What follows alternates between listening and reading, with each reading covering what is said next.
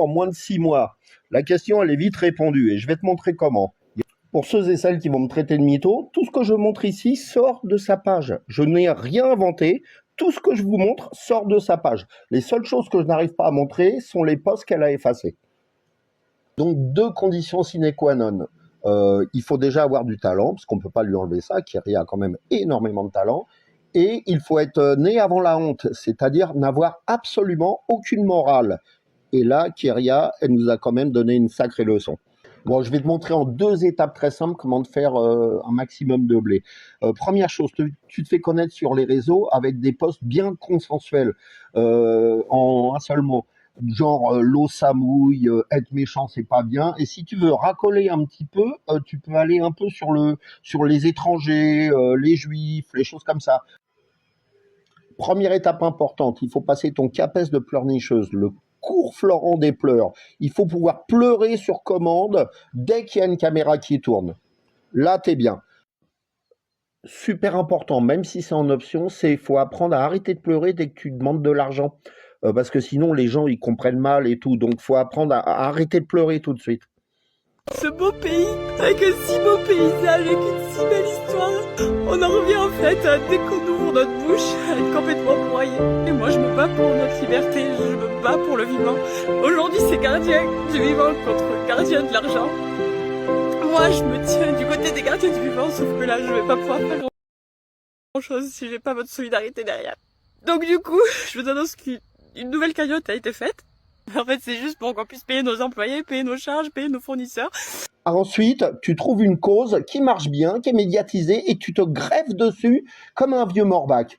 Et là, tu essayes d'être toujours devant la caméra, en appliquant la première règle, si tu as bien suivi ma leçon, et te mettre à pleurnicher dès que tu vois une caméra qui tourne. Bon, maintenant que tu es passé à la télé et que tu as une légitimité vérité, un peu comme l'abbé Pierre, tu peux monter ta cagnotte pour tes camarades de lutte paysans. Même si la lutte ne sera pas finale. Donc, tu montes ta première cagnotte qui va se monter à 80 000 euros. Pour ceux qui n'arrivent pas à lire, et ça date du mois d'avril, elle dit textuellement « Je m'engage à ne pas toucher 1 euro de cette cagnotte. » Et manque de peau, c'est ballot, on te prend l'argent. Alors que si on va regarder, l'argent n'a pas été saisi. La cagnotte est toujours en litige, donc on ne sait pas où est cet argent. Mais bon, c'est plus facile de dire qu'on t'a volé tout ton argent. Et pour ceux qui doutent, écoutez ce qu'elle dit dans sa propre vidéo. Écoutez bien ce qu'elle dit.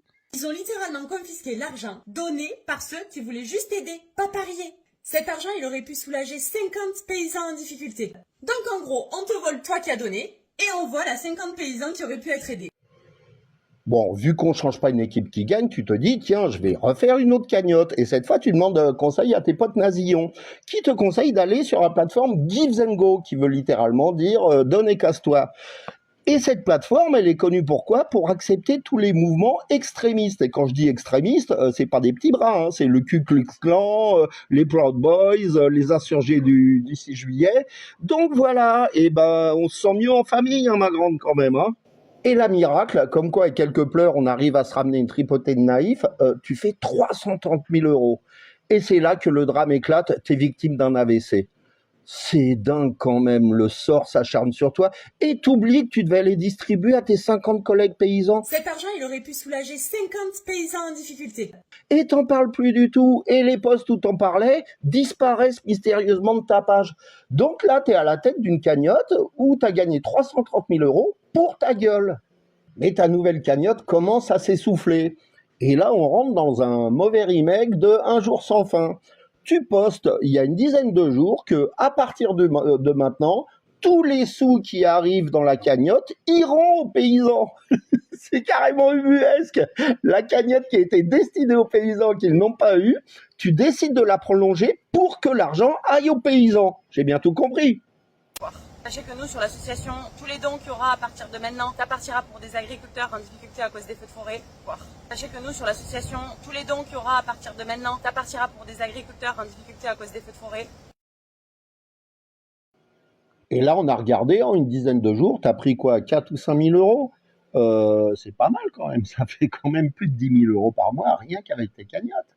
Et bien sûr, on n'a vu aucun paysan qui a récolté quoi que ce soit. Mais là, je pense que tu vas relancer la machine parce qu'il y a eu la garde à vue de ton mec là. Donc, je pense que ça, il va falloir 100 ou 200 000 euros pour payer un avocat, non?